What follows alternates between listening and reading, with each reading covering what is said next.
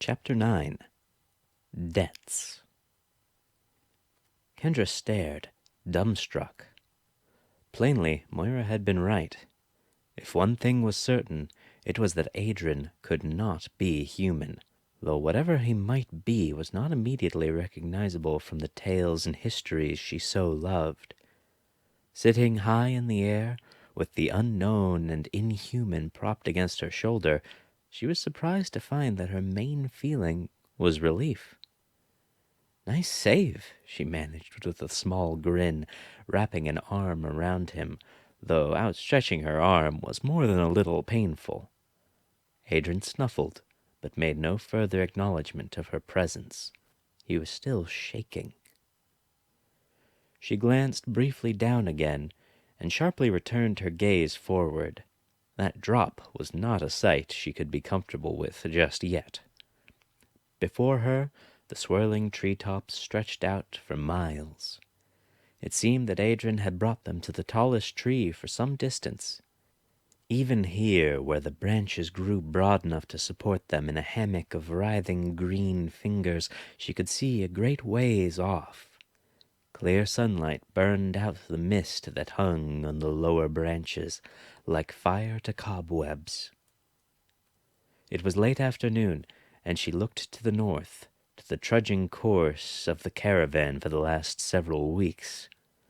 Not far, less than a mile distant, an insistent fog bank lay heavily over the forest, an unfriendly cast to its sluggish movements. It loomed like a wall, stretching far north and south along a wavering line. Watching it and its shape, she gradually realized that it was the same river they had been following for days, what Caleb had called the Hoodwind. And that, in turn, meant that she was perhaps not so lost after all. The caravan might be less than a day away. As she considered an escape back to the caravan, memories returned, unbidden. Boris would give her a piece of his mind when he saw her, and Moira, well, she took a dim view of insubordination. Adrian's breath tickled against her arm as she saw Moira's fury in her mind's eye, and she bit her lip. She'd make her understand. Somehow. Adrian had rescued her, after all. He wasn't like... Her thoughts turned to the thing that wore Thomas's face, the smell of blood in the air. She shuddered and shook her head. She couldn't think of that, couldn't let herself succumb to fear. She had to get them out, somehow. Around her knees, Caleb groaned. Kendra lifted her head and saw that the shadows had moved. She blinked, disoriented. She must have finally passed out for some time. The blood on her cuts and scrapes had dried, and the embankment of mist seemed to have drawn closer. Time was moving on, and she had decisions to make. What to do about Caleb? She had tried to help him, for reasons she could not fully reconcile to herself. He had attacked her, had threatened to kill her. Saved her, too. The thought bubbled unpleasantly to mind. Who could say where she might be now if he'd not pulled her out of the river? All the same, she did not particularly want anything else to do with him. With a fortifying breath, she looked down again and pondered a descent. It did not look easy. If you leave him, will he survive? Another thought, unbidden, turning in her stomach. Not my business, not my responsibility, she rebutted. And that was true, and that made sense. And she could see nothing but Thomas's face, broken and helpless, and with a sigh, she began to consider how she might carry her difficult cargo down. Gently nudging Adrian out of the way, she saw that he had calmed. He was not shivering any more, though she noted with chagrin that he was again naked. He was in far better condition than Caleb, but still, the boy was undeniably exhausted. But the longer they stayed there, the further away the caravan got. There was nothing for it. They had to move on. Come on, Adrian, she murmured. She had Caleb halfway onto her shoulders when a voice spoke clear, pained, and directly in her ear. "What are you doing?" Kendra steadied herself, heart pounding. She very nearly slipped off the branch and tried to hastily put him down without dropping him. She stepped quickly back from Caleb, who did not move, simply watching her with a bemused expression. "Well, I was going to get you out of the tree," she explained falteringly, eyebrows raised. "That's surprising," he commented, voice mild and detached. "Ignoring how we got up here in the first place, I wouldn't have thought we'd be on such good terms that you'd go to the trouble." "Well, I could leave you up here if you prefer it." "It's merely an observation. Your behavior is, well, I suppose I said quite enough on that subject before." Kendra stared back searchingly for several moments. He seemed inexplicably different. Then she gasped. "Your eyes!" The unnerving predatory red coloration was gone. Caleb's were dark, a muddy brown. He sighed. "Yes, I suppose I do owe you an apology, among other things." He gestured clinically to his face. "I'm surprised you hadn't heard anything about fire-eyed elves. You struck me as well-read, or at least as far as would be possible given your circumstances." Kendra shrugged uncertainly. "Elves have red eyes. I'd never heard much of anything else, except, well..." She trailed off. The stories regarding elves were generally unflattering, and not ones that it would be particularly comfortable to say to his face. Caleb's lips tightened before laying a hand on his chest and very deliberately continuing his even breathing. "That," he said with obvious restraint, "is a failure on the part of your historians, though perhaps an understandable one, given the relationship between our peoples at the time of our last meeting." He straightened, eliciting a momentary pained grimace before continuing. "Elves make physiological adaptations to their circumstances. Times of trouble and danger result in the manifestation of useful traits. Humans have similar responses, but they are rather less pronounced. Strength and aggression, a survival state, if you will, comes to dominate our dispositions, and some disturbances of the body set our eyes alight. So human records reflect us as a red-eyed race, because we were around humans, where danger was the constant." "Well, elves weren't exactly safe for humans to be around either," Kendra objected, in spite of herself. Historical debate with her would-be murderer was disconcerting, but somehow reminded her pleasantly of her library, sitting with her tutor. "The elves committed their share of atrocities before the Reclamation." Caleb's nostrils flared. "The Reclamation," he scoffed. "Is that what they call it?" He shook his head in disdain. "My people are scholars by nature. Violence is antithetical to our way of life. Any acts of violence that we did commit only ever happened in response to commensurate dangers posed by external threats, human threats." "Did I pose a threat to you?" she retorted. "You certainly attacked me without much provocation."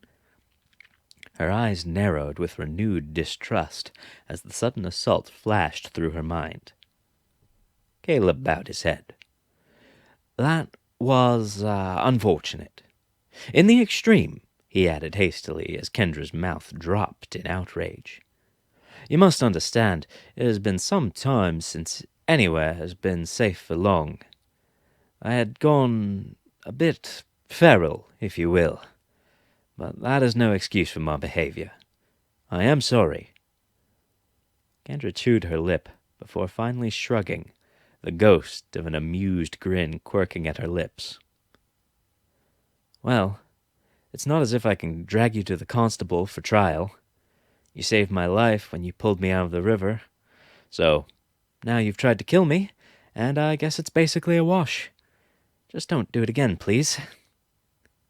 Caleb frowned, but changed the subject. "So how exactly did we come to be all the way up here? You don't look like you were up to the climb. I assume your friend here was involved?" He nodded a reserved greeting to Adrian, who was hiding behind Kendra. He did not respond, watching them with small, nervous shuffles. "I'm not actually quite clear what happened.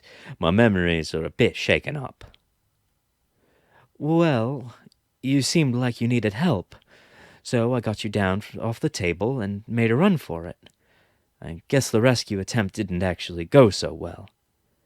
She looked down with a pang of shame at the debacle. "Fortunately," she continued, ruffling Adrian's hair with a smile, "someone was there to rescue me after I made a mess of things." He squeaked quietly. The story seemed to agitate Caleb, but after several moments he let out a long breath. "I see. Well, you have a rare friend there to pull off something like that. If it's not indelicate to ask, what exactly is he?" For a moment he reached behind him, pawing after a rucksack that was not there, before stopping and sighing in frustration. "I don't really know," admitted Kendra. "I found him back when I was with the caravan. He was out in the woods, upset about something. He was all on his own and seemed kind of, well, helpless. I guess I was wrong about that. He got us up here quicker than I could see." She considered Adrian with a puzzled glance, but shrugged. Whatever he was in this together with her. Of that much she was certain. Running a hand through his hair and sighing, Caleb eventually nodded in acceptance. "So, this was your friend you were looking for," he mused. "Well, congratulations are perhaps in order to see you two reunited so quickly." He made a cursory bow of courtesy, wincing slightly. "So now what will you do, Miss Kendra?" "I suppose I'll try to join back up with my caravan. I assume that fog lies over the river, so we can't be far." She gestured to the billowing, low clouds. "There are a few problems with that supposition," he answered tartly. "First, the river runs swift and deep. It's nothing short of a miracle that you lived through your first crossing, though it might be that this fellow here had a hand in that." Behind them, Adrian snuffled at Kendra's back. "And you have no idea how far downstream you were washed," Caleb continued. "The caravan could be ahead of you, or behind you, and you'd have little way of telling which way to go. And secondly, I'm not sure you could go back that way even if you tried to." He eyed the clouds warily. "I think I told you that the weather in the garden is not to be taken lightly. I certainly wouldn't want to try the fording the river in that storm, not so far north." "Well, you don't need to try it," she replied, a bit more sharply than she intended. "You can go where you please. I'm sure Adrian could get the two of us across. Couldn't you?" She smiled over her shoulder at him, but his face was uncertain. Caleb shook his head. "Look at him. He's exhausted just getting up here, and that's not some fog like you get out there. Everything has a purpose in the garden. It all means something. And if you don't know what it's about, you'd be well advised to steer clear of it." "I don't know what anything's about in here. That's why I'm trying to leave as quickly as possible." "I'll get you through." Kendra stopped and stared, sure she had not heard him correctly. "You tried to kill me," she said uncomfortably after several long moments. "I don't especially know what you're about either." "Yes, well, that won't happen again."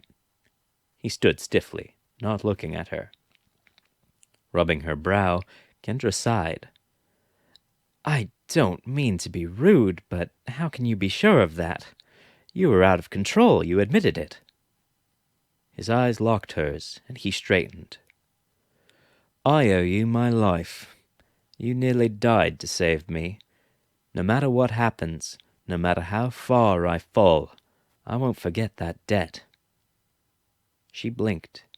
He was dreadfully serious, and his gaze was not altogether comfortable. I told you we were even, she eventually muttered. You saved my life too. That's not the same thing, he said, features wooden. How is it not the same thing? He didn't answer, and she sighed. Listen, you're going to have to talk straight with me, or there's no way I can trust you. Caleb shrugged, almost apologetic. For one thing, it's distinct because I fished you out of a river with my breakfast, while you carried me out of the lair of a furious cyclops.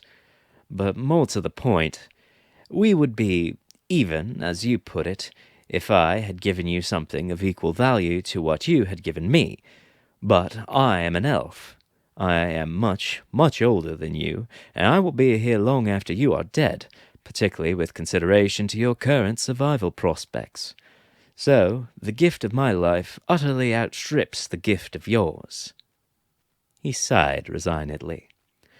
I expect that it will be some time before that particular balance is settled. Kendra laughed in exasperation. She could not help it. For all that he was marginally less frightening now, he was just as obstinate. You're rather a difficult bastard, do you know that? He looked stunned, but for a moment a sliver of a genuine smile passed across his lips.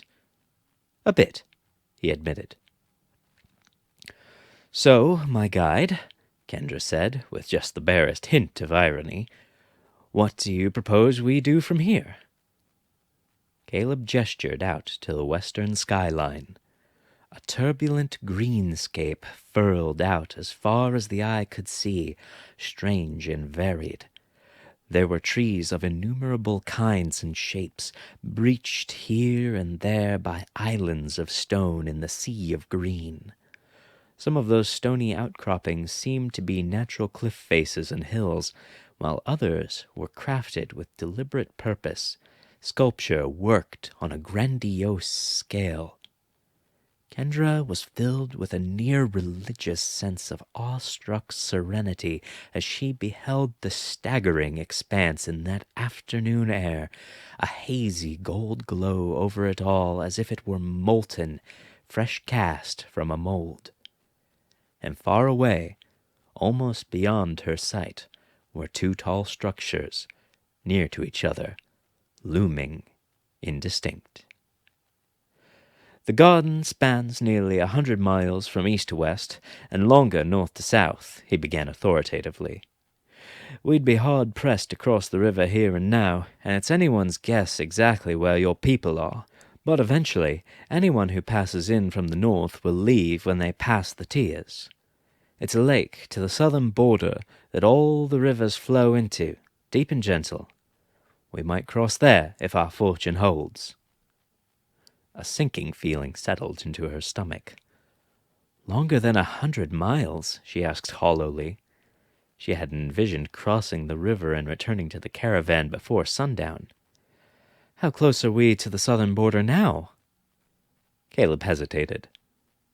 Hard to say, he admitted. You don't know? How can you not know? The tenuous calm she had felt was slipping. Well, you must understand, there isn't really anyone to measure that sort of thing. Much of the garden is only really known to its closest residents. Passing through those territories is often challenging, as relations with those residents can be precarious. He gestured down to the half-crumbled structure, still shrouded in dust. All right, you don't know exactly how far, Kendra conceded reluctantly. But you have a good idea of how to get there, at least. You've been through before? Well, he began defensively, I can tell you that at least half the march is still ahead of us. He raised his hand as Kendra's face split in exasperation. But yes, we do need more to go on than that. You're not wrong. he sat in deep thought, again wincing slightly as he folded his arms. Kendra looked out over the canopy, now turning south. There she could see no end to the ocean of leaves, rolling away in countless waves, here and there broken by breaching shelves of stone and strange, unidentifiable shapes. The prospect of crossing it was undeniably terrifying. She felt utterly insignificant, hanging off the branch of a behemoth that was still only the least part of this yawning abyss that had opened up around her. But it also tasted of a story, the kind of adventure she'd always dreamed of. Caleb sighed. "Well, I don't see any way around it. We need a map." His mouth was a grim line. "We'll have to go make a little stop back home."